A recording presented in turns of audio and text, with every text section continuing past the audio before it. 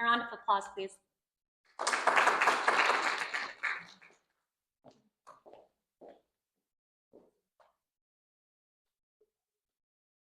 Do you want me to use my slides, or do you want me to just go full? Oh, okay.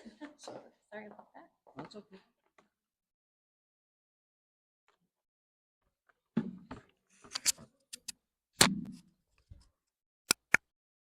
As a backup, I had pictures of those. Oh, wonderful.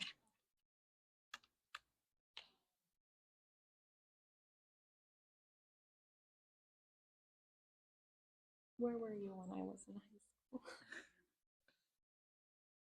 I'm actually going to let you do this part. Perfect. Thank you.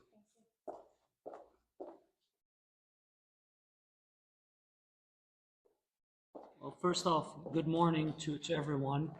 And honestly, seeing a room full of young adults, because almost adults, I wish we would have had something like this when I was going into college 20 years ago. And so the fact that you guys are spending a Saturday morning in this room just speaks to your guys' commitment, and that doesn't matter what you guys do in life, you're going to be successful. So don't let that pressure of success get to you or having to figure it out. The panel was phenomenal with those questions that you guys asked, and I'm excited to speak to you guys this morning about money management. And this is something that's important because as we get older, right, we don't realize some of the choices that we make, how it could affect our finances years down the line. So as we're, starting this new chapter in life and going into college, yes, it's about trying to figure out what classes you'd like to take and what career path you'd like to be in.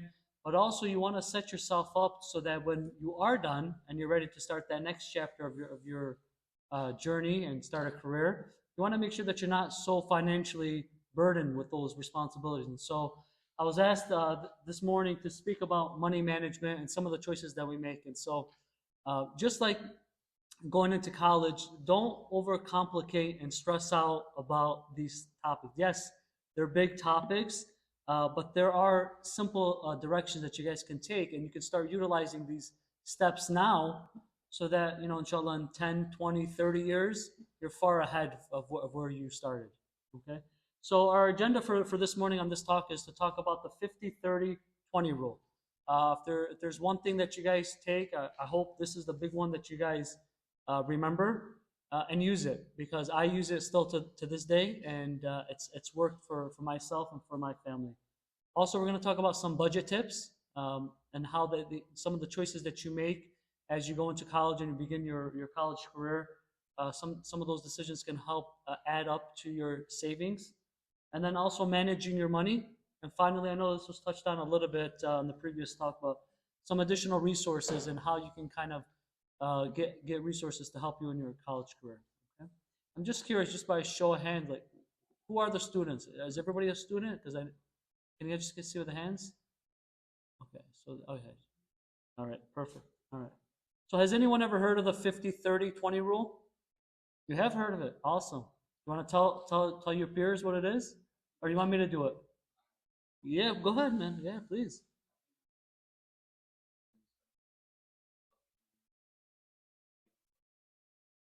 Okay. Yeah, so it's close, but you have the right set, right? So when you're looking at well, let me actually ask this question. How many of you guys work right now and get a paycheck? Okay. All right. Wow. I wish I didn't have to work at 14. That's awesome. Uh, okay, so when you do get a job, you're going to be making a certain amount of money, and there's going to be a check that comes with it, right? But what you have to also keep in mind is, even though you're working, let's say making $20 an hour, and you work 40 hours a week, you're not really getting $800 because something called taxes. And so regardless of what job you have or what you do in your career, you have to account for those taxes, because you're not getting 800 per week. And so what you want to do is you want to look at what that number is after taxes. So that's what you're making, not the $800.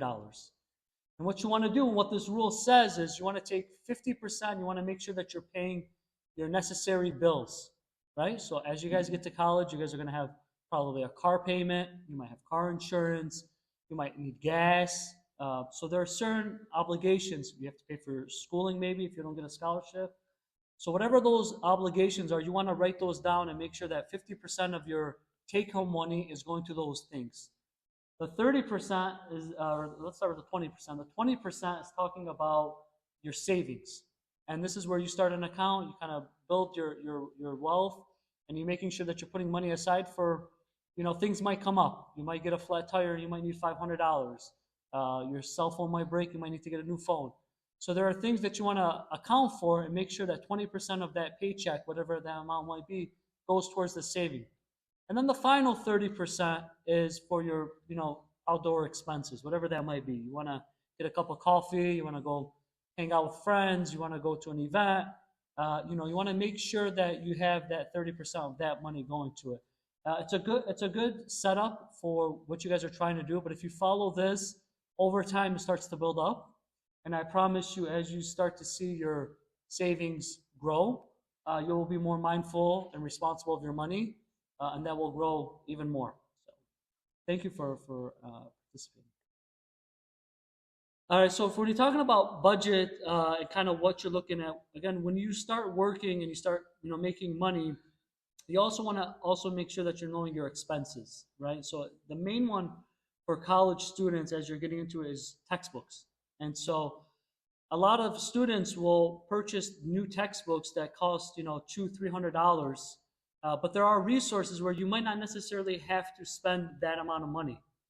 So for example, the biggest thing that you could do when you begin college and they tell you these are the textbooks that we're going to use this semester is ask yourself, one, can you get a used book?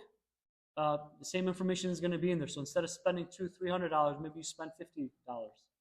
Or the second one is maybe you just want to rent it. Maybe you're in a class that, I don't know, doesn't interest you and you don't think you're going to learn more about physics or whatever that course is.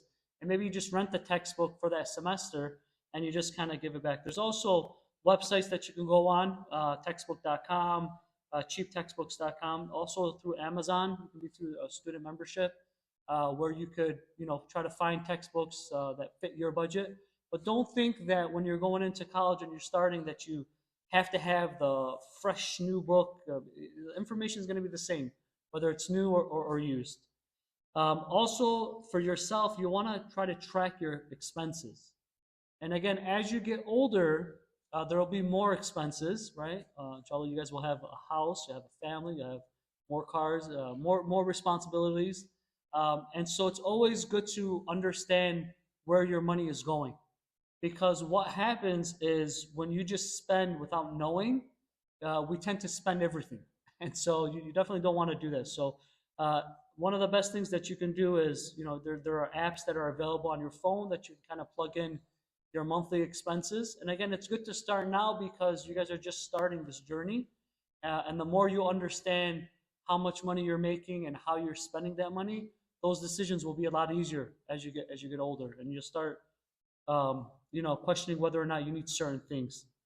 Another thing that you can do is you can create an Excel sheet. And so on that Excel sheet, you can have, what your monthly expenses are that are must-haves, and then things that you want to do. Maybe you want to plan for, a night out with your friends. You want to go out to dinner. You want to plan a trip for spring break or whatever the case is. It's really good to kind of visualize it and kind of see. And then you can kind of set those goals for yourself as well, too. And so when we're talking about the next topic regarding money management, these are some of the things that, again, you guys are not working right now, but you will be. And so you just want to start thinking about it because, again, by setting this stuff up early, I promise you, all of you, 20 years goes by very fast. Okay? So I didn't believe it at that time, but I promise you that in 20 years, they're going to go by like this. And the sooner you can get a hold on these kind of tips and tricks, the better off you'll be in the future. So one of the things that you kind of want to look for is see if you have a checking account. As you open up a bank account, store your money, is you want to see, is there a fee that when you use your ATM, are they charging you, right? So some accounts might say you can only take out of the ATM 6 times, right? And so you want to understand what that number is, and if you do it the 7th time, how much are they charging you?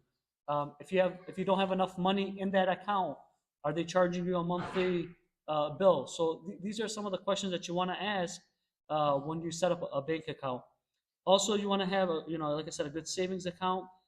We talked about spending as little as possible on textbooks. Again, if it's the same textbook, the same information will be in there. So if you can save money on that. Just a show of hands, I don't know, but I can kind of change this topic if it doesn't apply to you guys. Is anybody in the room thinking or planning on living on campus, or will everybody be local? Oh, you'll be on campus?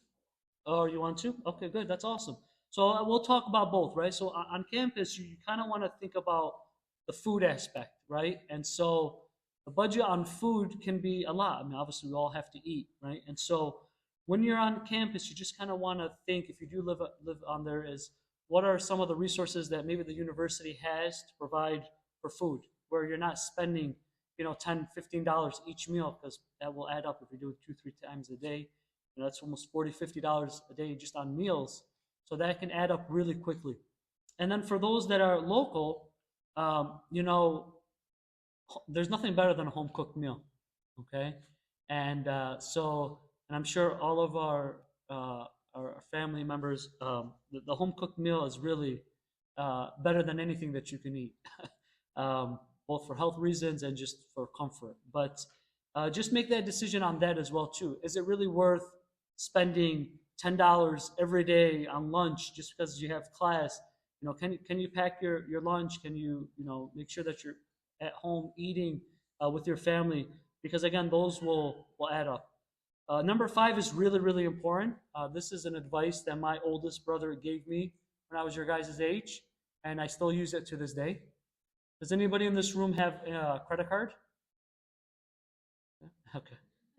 Okay. Well, you guys will probably get a credit card in the near future.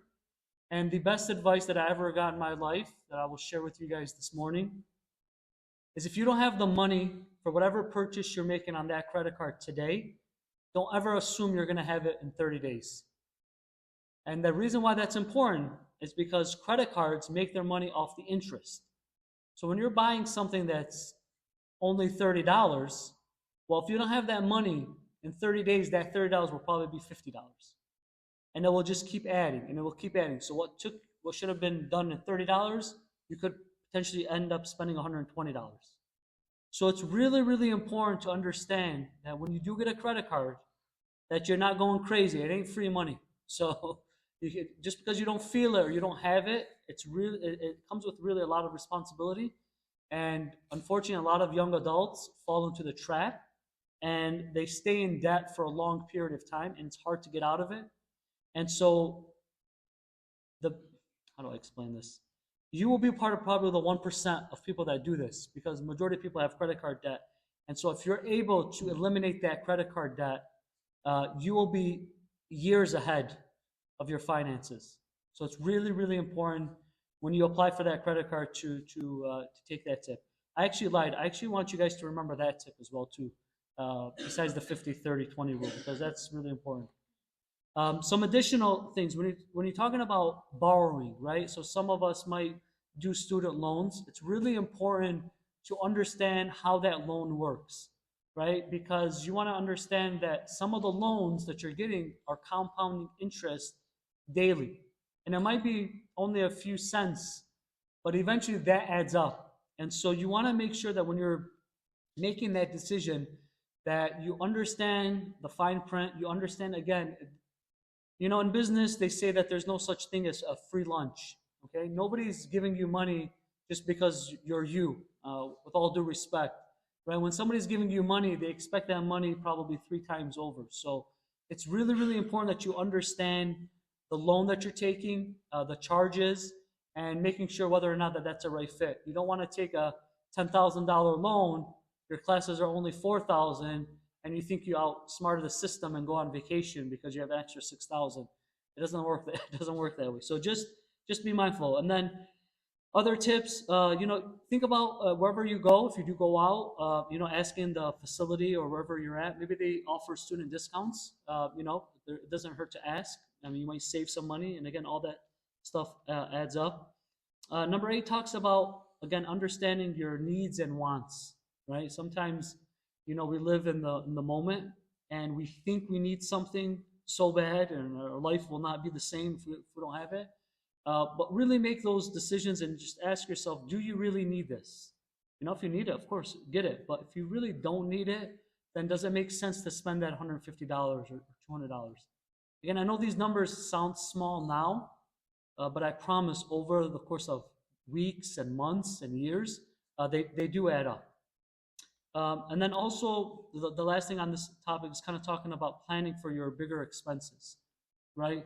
So it's really important. And I think the previous speaker was kind of talking about, we're looking at a college and deadlines. Don't wait for the deadlines. It's really important to kind of plan ahead. And so you kind of want to be, 6 to 12 months ahead of where you hope to be. It doesn't mean you have to have the right answer or know exactly. But for example, if you know or you're planning on going on a trip during spring break, and that's going to cost $2,000, well, make sure that your finances are in order 6 months earlier, so that way you can plan for that trip, because there are going to be other expenses. You're going to, if you decide to go to spring summer classes, that's an expense that you're going to have to do, or even for preparing for the fall. So you want to make sure that you're budgeting for those big expenses, whatever that might be. Maybe it's a new car, a road trip, whatever that case may be. All right, and then our next topic is kind of talking about grants and scholarships, and I think the previous speaker was talking about this. Is there's a lot of help out there.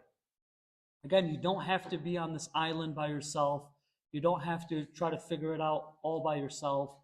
There are resources that you can apply to and try to get. I mean, grants and scholarships are different than student loans, right? Because most scholarships, these are ones that you don't have to pay back, right? And I think, somebody was saying earlier where, scholarships are, some of them you just write 200 words and you apply for them.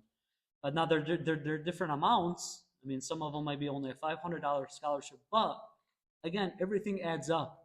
And so if you're able to get a grant or a scholarship, in something that's either based off of financial need, or maybe your academics are really good and you qualify for a certain scholarship, those are something that you might want to apply. Maybe you play a sport. Maybe you're in a musical group or theater or something that fits in your niche or in your area, that you can apply for and get that free aid that can help towards your expenses.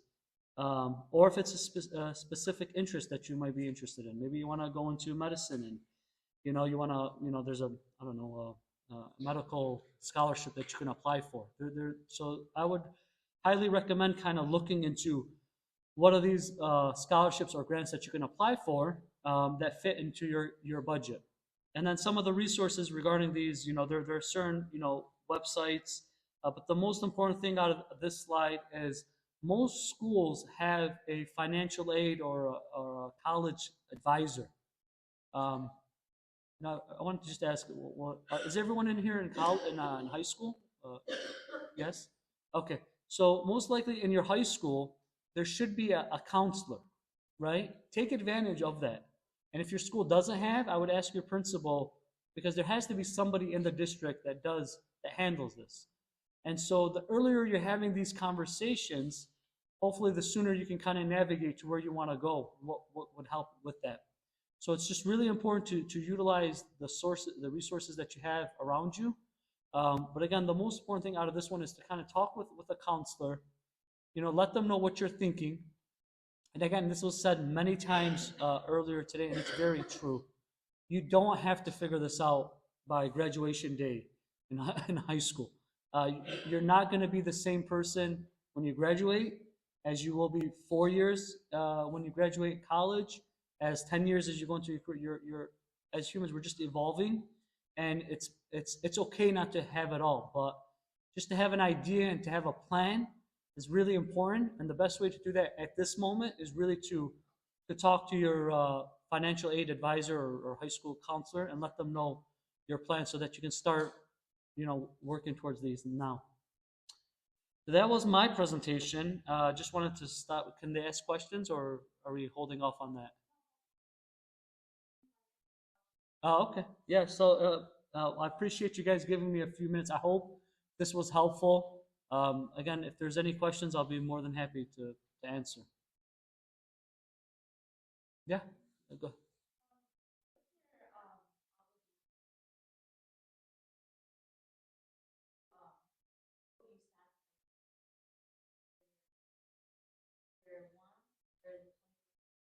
That's a great question, right? And so obviously you want to take care of your obligations, right? And so you have to work within your means. So I'm just making the numbers simple, okay? If you make $1,000 and your obligations are $1,200, right? Then the answer is you got to figure out how to make more than $1,000. Either that is one option, right? Those are the absolute necessities, and you need that $1,200. Then where you're at that moment needs to be figured out how you increase. Now, maybe it's not $1,200. Maybe it's really $600. Now you're over the 50%, right? Obviously, you want to take care of your obligations. That's first and foremost. If you're asking between the 30% and the 20%, that 30% are more of luxuries. It's more of, you know what, I've saved, I'm doing my saving, I've done my obligation, I have extra $100. You know, everybody wants to go out for sushi, it's someone's birthday, whatever the case is, right? So if you're asking between the two, you probably want to work around that 30% and say, really, what is it that fits in these buckets? And then, you know, maybe it's not $100. Maybe it's, honestly, maybe it's just spending time with friends. Maybe it's not going out to dinner. Maybe it's just hanging out at somebody's house. Maybe it's just a cup of coffee. So it doesn't necessarily have to be that thing, but look at exactly what you're making. Understand what your obligations are. That's obviously first and foremost. You want to save. It's really, even if it's saving $50, it adds up. It does add up. And then you look at that 30%. Maybe it's not 30% for you. Maybe it's only 20%. You know, but you make that decision. That answer the question? Awesome. Awesome. Yes. Sure.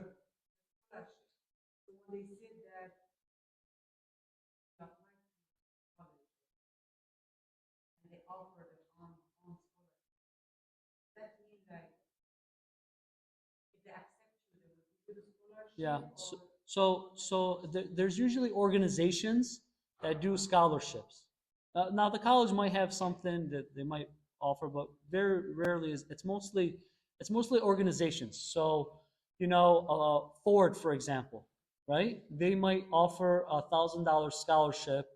Uh, I don't know, based off of an essay, whatever the requirements are, right? So when you go to scholarship, I think it's scholarships.com, and you kind of navigate through those, you see which scholarship fits your needs. And so if there's a scholarship, let's say for example for musicians, right? There might be an organization that says, okay, we're giving out these scholarships, and these are the qualifications, and if you qualify and if we select you, we will give you this $1,000.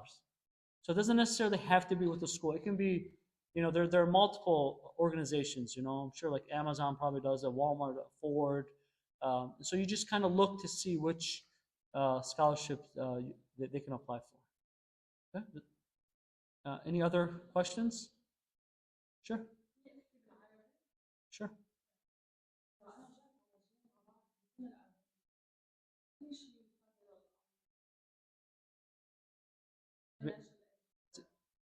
So that depends on a couple of things. One is, so when you're going with financial aid, you want to talk with the university, right? And so again, the university also has a financial aid department that could kind of guide you to the best option. Because I'm not in that space. I don't know, but I would talk to the university, and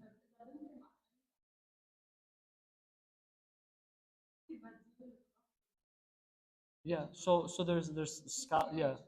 So there's scholarships that you want to try. If she doesn't get the scholarship, there's grants that you can apply for, federal grants. Yep, that's another option. And then the third option might be a financial aid. In her school, again, if there's a counselor that can help apply for that financial aid, because it can go off of the income of the family. So you know the financial aid might only be $3,000. I don't know, a semester, but her classes might be 5,000. So it's really, really important. One that you kind of see. Maybe the first option is look at scholarships and see which ones fit. And you can apply for multiple ones. You don't have to apply just to one scholarship. She might get 5 scholarships. You know, just it's actually better. Just whatever she can apply. And if those don't add up or you need more assistance, then I would talk to the counselor at the school to make sure that they're kind of guiding you with the financial aid. Yeah, go ahead.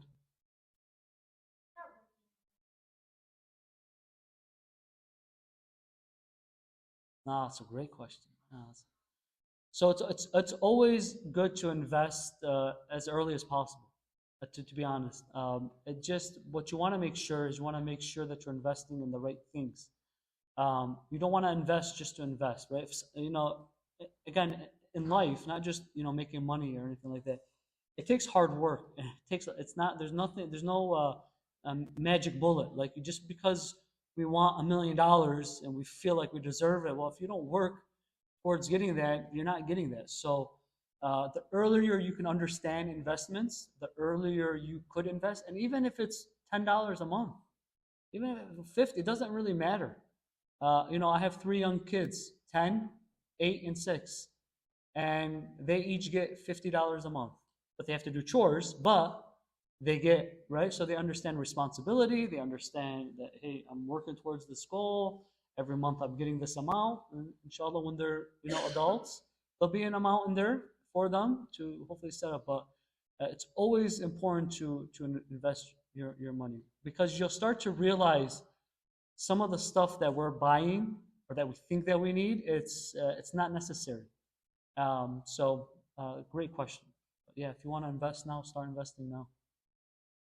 Yeah. I don't to get in. You mean? No, it shouldn't. It shouldn't matter. No. But again, what you want to do as you're building up your credit, because you guys are all young adults or going to be young adults, right? So obviously you don't have a major credit score, right? On the flip side, right, what I was saying earlier is you guys are going to get credit cards. So if you don't use that credit card wisely, you will affect your credit score, and could be a hard road for you to get out of that. So even though it's not necessary right now, eventually you're going to need that credit score, whether you're buying a house or want to start a business or get a car. So it's really, really important that you understand the worst way to affect your credit is racking up those credit card bills. Does that answer your question? Yeah. Any other questions? Again, I really appreciate it, you guys giving me the time this morning. I hope that this was impactful. Again, I wish this was something that I would have had 20 years ago when I started my college career, but it's okay because it all worked out. And so, again, like I said earlier, and like they've said in the panel, you don't have to have all the answers today or at the end of graduation. So thank you all for the time. Thank you.